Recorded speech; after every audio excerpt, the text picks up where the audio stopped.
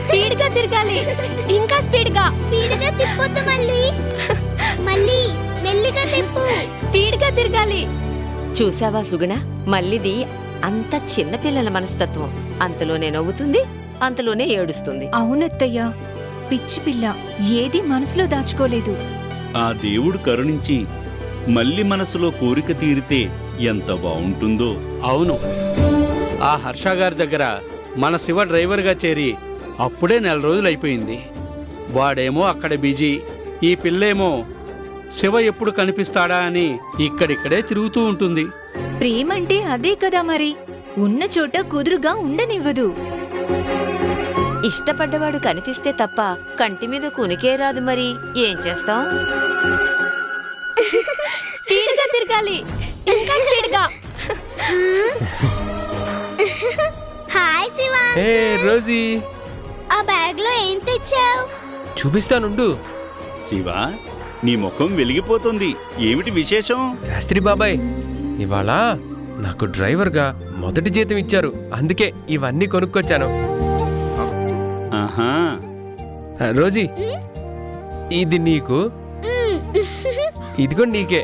Hi, భలే బాగుంది uncle. అవును, మీ తమ్ముడెక్కడా? ఆడుకోవడానికి బయటికి వెళ్ళాడు. అలాగా, తను రాగానే ఇవిగో ఇవి ఇచ్చేసే. Thank you uncle. వెళ్ళి ఆడుకో, వెళ్ళు.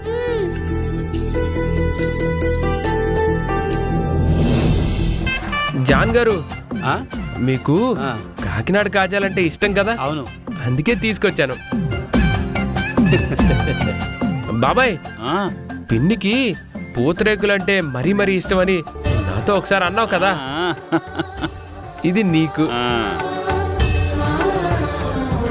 శివా, నువ్వు దూరంగా వెళ్ళినా ఇవన్నీ గుర్తుపెట్టుకున్నావంటే చాలా సంతోషంగా ఉందిరా. నువ్వు మారవు. ఎంత గొప్పవాడివైనా నువ్వు మారనే మారవని నాకు తెలుసురా. శివ, జీతం డబ్బులన్నీ ఇలా ఖర్చు పెట్టేస్తే నీకు కష్టం కదూ? ఆ, ఏంటి కష్టం? నా వాళ్ళకి నేను కొన్నాను, ఇక మీద కూడా కొంటూనే ఉంటాను. శివ, ఇవన్నీ కొనుక్కుని వెళ్ళమని నీతో ఎవరైనా చెప్పారా? ఆ, మా చిన్నమ్మగారే చెప్పారు. ఎవరైనా సరే మొదటి జీతం వస్తే తన వాళ్ళ కోసం తప్పకుండా ఏదైనా తీసుకెళ్లాలంట. ఇంకా ఏం చెప్పారో తెలుసా? గతం కూడా గుర్తులేని నీకు వాళ్ళందరిగా తోడుగా ఉంది, ఇవన్నీ తీసుకెళ్తే వాళ్ళు సంతోషిస్తారని కూడా చెప్పింది. నిజంగా మాధవి గారు చాలా మంచివారు. కానీ ఏం చేస్తాం, వారిలో జరిగిన ప్రమాదం వల్ల హర్ష గారు చక్రాల కుర్చీలోనే ఉండాల్సి వచ్చిందిగా. ఏంటో, ఆ దేవుడు మంచి వాళ్ళకే కష్టాలు పెడతాడు. ఎందుకో మరి. ఏం శివ, మా అందరికీ అన్నీ తెచ్చావు, మరి మల్లికి ఏమీ తేలేదా? చెప్పవయ్యా, పాపం ఎలా బుంగుముద్దు పెట్టుకుందో చూడు. నాకేం అక్కర్లేదు.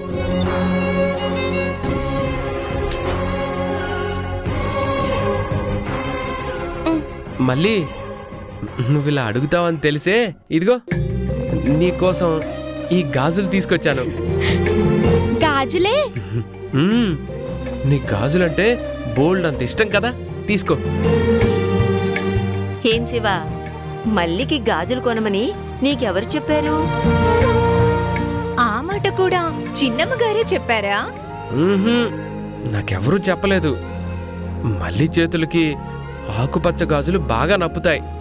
అవి గలగలమంటుంటే చాలా బాగుంటుంది, అందుకే తీసుకొచ్చాను. తీసుకో మళ్ళీ. ఏంటి, నేనే తొడగాల? నీకు వేసుకోవటం రాదా? వచ్చో రాదో నీకెందుకు, అడిగింది కదా, వెయ్యు. ఆడపిల్ల ముచ్చట పడితే కాదనకూడదు సుమి, వెయ్యి శివా.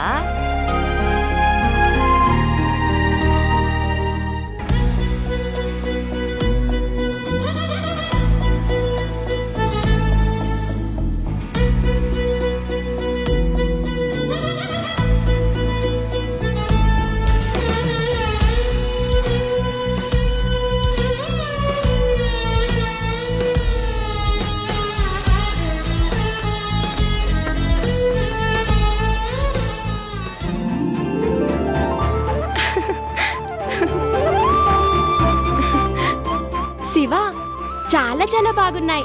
Thank you. మళ్ళీ ఇక్కడున్నావా? ఏం కావాలి నాన్న? నాకేం వద్దులే గాని నీకోసం ఓ మంచి సంబంధం మాట్లాడాను. పెళ్లివారు నిన్ను చూసుకోవడానికి వస్తున్నారమ్మా. సంబంధమా? ఓ మల్లికి పెళ్లి చూపులా? వీరయ్య, ఎవరా పెళ్లి కొడుకు?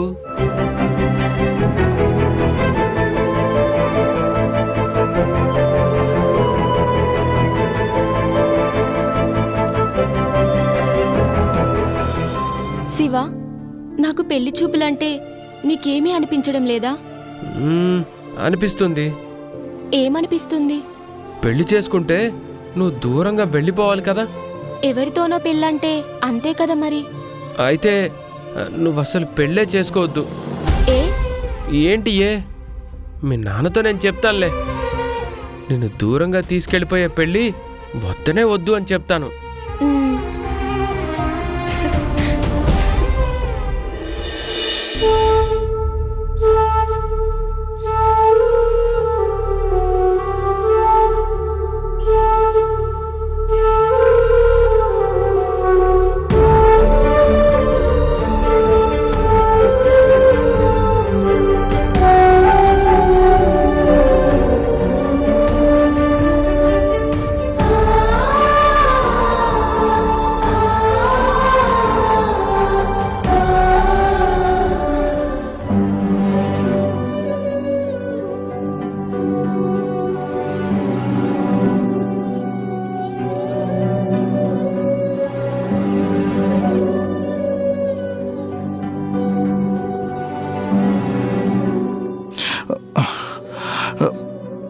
హర్ష గారు, జాగ్రత్త.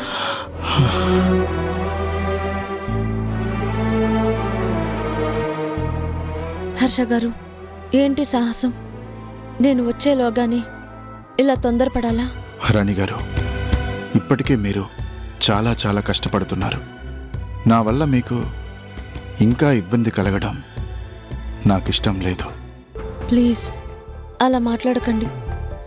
ఇలాంటి స్టేజ్లో మీకు సేవ చేయడం నా బాధ్యత. బాధ్యతల పేరుతో మీరు ఎంతగా నలిగిపోతున్నారో నేను అర్థం చేసుకోగలను. వద్దు, ఈ అవిటివాడి కోసం ఇక మీరు ఎలాంటి శ్రమ తీసుకోవద్దు. హర్ష గారు, డాక్టర్లు మీరు కోలుకుంటారు, మళ్ళీ మామూలుగా అయిపోతారని చెప్పారు కదా. ఇంకెందుకు ఇలా బాధపడుతున్నారు? బాధపడటం తప్ప నేను చేయగలిగిందేముంది? ఆ నిరాశావాదమే వద్దు అనేది. క్వారీలో జరిగింది ఖచ్చితంగా హత్యా ప్రయత్నమే. అంటే తెరచాటున ఉన్న శత్రువులు అదంతా కుట్ర ప్రకారమే చేయించుంటారు.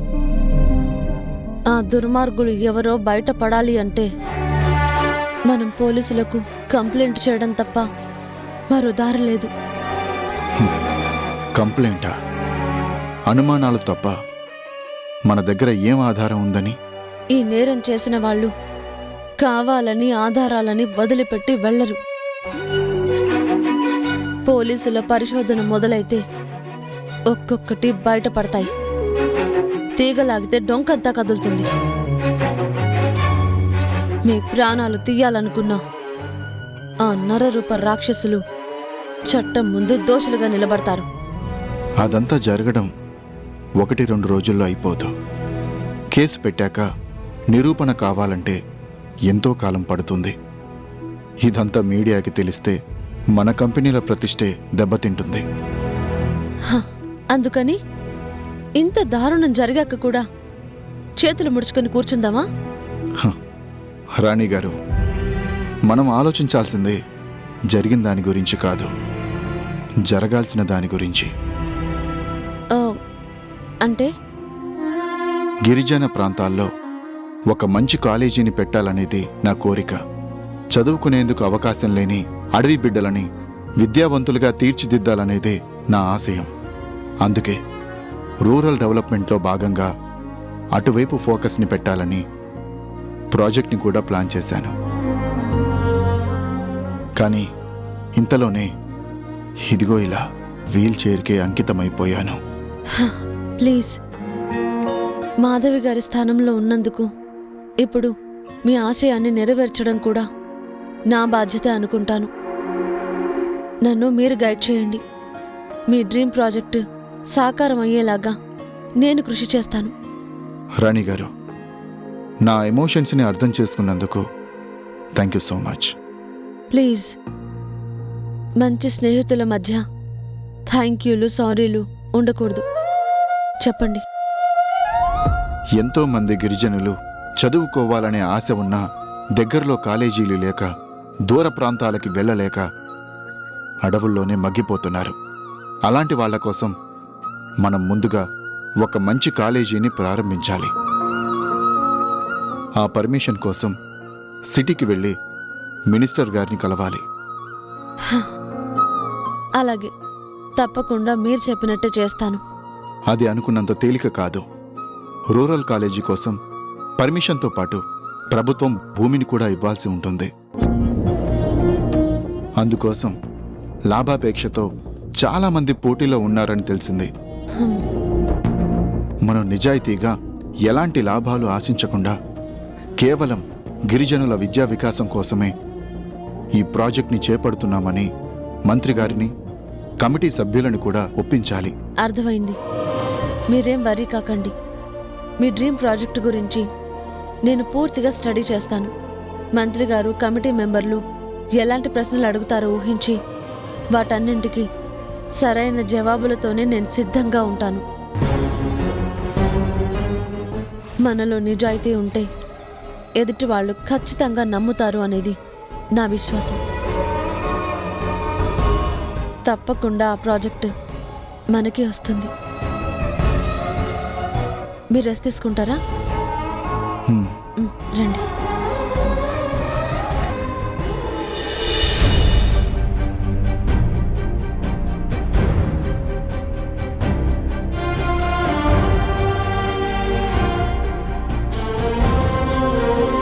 మీరు ప్రశాంతంగా రెస్ట్ తీసుకోండి. హ్మ్.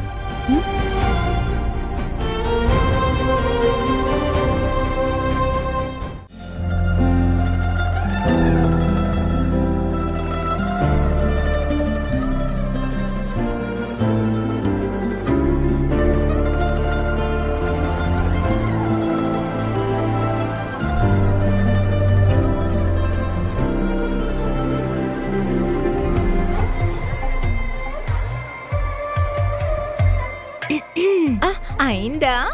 ఏంటి? అదే మా శివానికి గిఫ్ట్గా ఇచ్చిన గాజుల్ని చూసి మురిసిపోవడం. సుగుణ, ఏమైంది? మళ్ళీ అలా సిగ్గుపడిపోతుందేమిటి? అయ్యో అత్తమ్మా, మీరు కొంచెం ముందొచ్చుంటే పరవశమంటే ఏంటో చూసుండేవాళ్ళు. అర్థమైందిలే. పరవశం దాకా వచ్చింది అంటే పరిణయం తొందరలోనే జరగాలి మరి. ఏంటి జరిగేది? శివ అంటే పడి చేస్తుంది కానీ ఈ పిల్ల తన మనసులోని మాటని ఇంకా ఆ అమ్మాయికుడితో చెప్పలేదుగా. అవునవును. కనీసం పెళ్లి సంబంధం తెచ్చినప్పుడైనా వాళ్ళ నాన్నతో శివానే చేసుకుంటానని చెప్పిందా అంటే ఆ ముచ్చట కూడా జరగలేదు కదా. మళ్ళీ మాట్లాడవే. ఏం మాట్లాడాలి? మీరంటే పెద్దవాళ్ళు కుదిర్చిన సంబంధం చేసుకున్నారు కాబట్టి నా సమస్య మీకు అర్థం కాదు. పిచ్చి మళ్ళీ, ప్రేమించి పెళ్లి చేసుకోవాలన్నా, పెళ్లి చేసుకున్న వాళ్ళనే ప్రేమించాలన్నా ఇష్టాన్ని మనసులోనే దాచుకుంటే సరిపోదు. మన చేష్టల ద్వారానే బయట పెట్టాలి. మన చూపులతోనే ఆకట్టుకోవాలి. తెలుసు.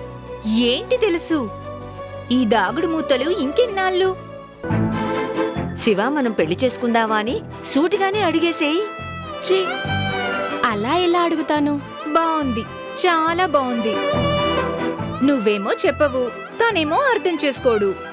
ఏం అక్కర్లేదు. నా మనసులో ఏముందో శివాకి బాగా తెలుసు. అని నీకెవరు చెప్పారు? ఆకాశవాణా? ఆకాశవానో భూలోకవానో ఎవరు చెప్తే ఏంటి? ఎంతో ప్రేమగా నా కోసం ఈ గాజులను ముచ్చటపడి తీసుకొచ్చాడంటే ఏంటి అర్థం? శివాకు కూడా నా మీద ఇష్టం ఉన్నట్టేగా. పిచ్చి మళ్ళీ, ఊహ వేరు నిజం వేరు, స్నేహం వేరు ప్రేమ వేరు. ఈ రెండిట్లో శివాకి నీ మీద ఉన్నదేంటో సూటిగా అడగకపోతే ఎలా తెలుస్తుంది చెప్పు? ఇష్టపడ్డ మగాడి మీద నీకు నమ్మకం ఉండడం మంచిదే, కానీ మీ నాన్న నీకు పెళ్లి సంబంధం తెచ్చాక కూడా ఇంకా ఊహల్లో బతకడం అంత మంచిది కాదు. అయ్యో, మీకెలా చెప్పాలి? శివ గురించి నాకు బాగా తెలుసు. ఇష్టాన్నైనా కోపాన్నైనా తను ఏది మనసులో దాచుకోడు. నాలాగే తను కూడా సూటిగా చెప్పలేకే అర్థం చేసుకోమని నా కోసం ప్రేమగా ఈ గాజుల్నిచ్చాడేమో. సరిపోయింది. దొందు దొందే అన్నట్టు మీరిద్దరూ ఇలాగే ఉంటే మీ నాన్న ఆ పెళ్లి సంబంధాన్నే ఖాయం చేశాడనుకో, అప్పుడేం చేస్తావ్? పెద్దమ్మా, అలా జరగదు, జరగకూడదు. మళ్ళీ నీ మంచిని కోరుకునేవాళ్ళం. మేం చెప్పేది కూడా అదే. ప్రమాదం ముంచుకు రాకముందే జాగ్రత్త పడు అంటున్నాం.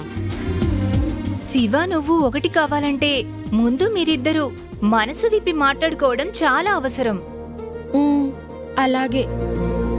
ఈసారి శివాని కలిసినప్పుడు సూటిగానే అడిగేస్తాను. శివ పెళ్లికి సరే అంటే అదే మాటని మా నాన్నతో కూడా చెప్పేస్తాను.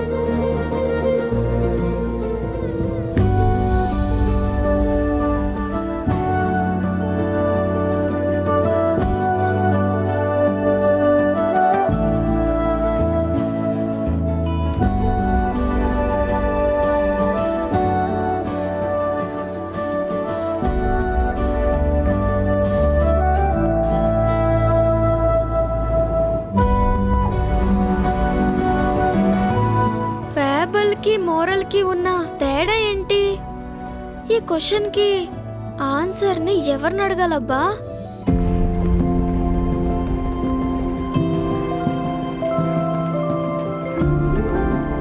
శివ అంకుల్, శివ అంకుల్, ఒకసారి లారా.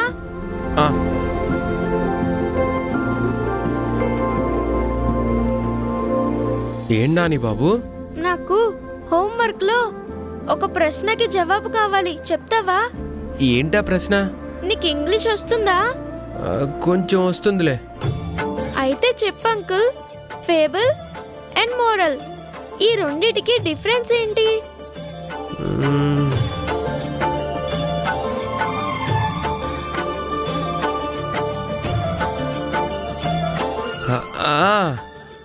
ఫేబుల్ అంటే నువ్వు కార్టూన్ సినిమాల్లో చూస్తావే, అలా కల్పితమైన జంతువులు, పక్షులు, నీళ్లల్లో ఉండే చేపల్లాంటి మాట్లాడే బొమ్మలు చెప్పే పిట్ట కథ లాంటిదన్నమాట.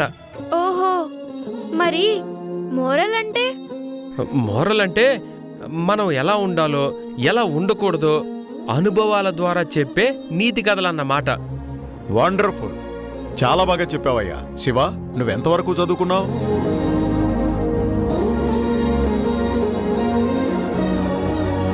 మొన్నటిదాకా కూలీ పని చేసినోడు. వాడి మొహానికి చదువు కూడానా?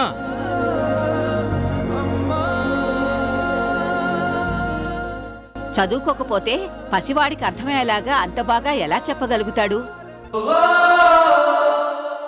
ఎలాగో ఏముంది, ఎవరో చెప్పింది విని మిమ్మల్ని ఇంప్రెస్ చెయ్యాలని చదువుకున్నవాడిలాగా బిల్డప్ ఇస్తున్నాడు. బిల్డప్.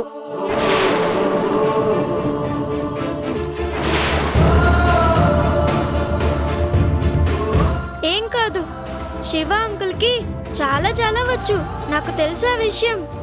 అబ్బో, అయితే మాటల్లో పెట్టి నిన్ను బాగానే మాయ చేశాడన్నమాట. అందుకే ఎక్కడుంచాల్సిన వాళ్ళని అక్కడే ఉంచాలి.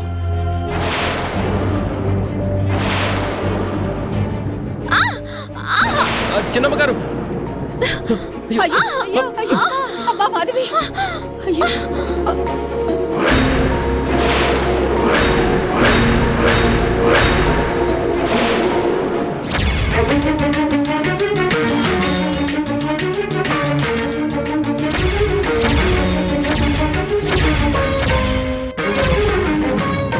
కడలిని గని వడివడి గను నది నడకల పలికినది రాగం.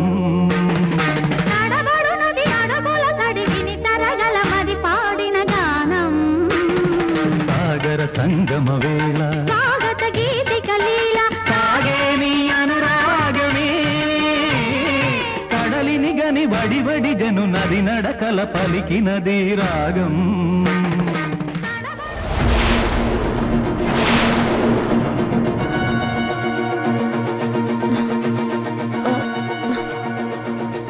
అయ్యో చూసుకోవాలి కదండి.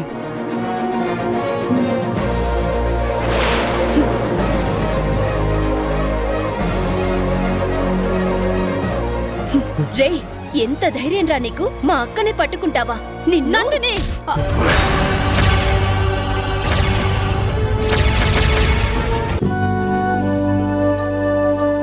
ఇవి శివ కొనిపెట్టాడా? అవునమ్మగారు. చెప్పబోయే కథానాయకుడా, అంత ఇష్టపడే కానుకనివ్వడానికి కారణం ఏంటట? మళ్ళీ అడిగితే చెప్పలేక సిగ్గుతో మెలికలు తిరిగిపోతుంది. నువ్వైనా చెప్పు శివా. అందరూ అడుగుతున్నారు కదా, చెప్పండి. మేమేమీ అనుకోములే శివా, చెప్పు. ఉంది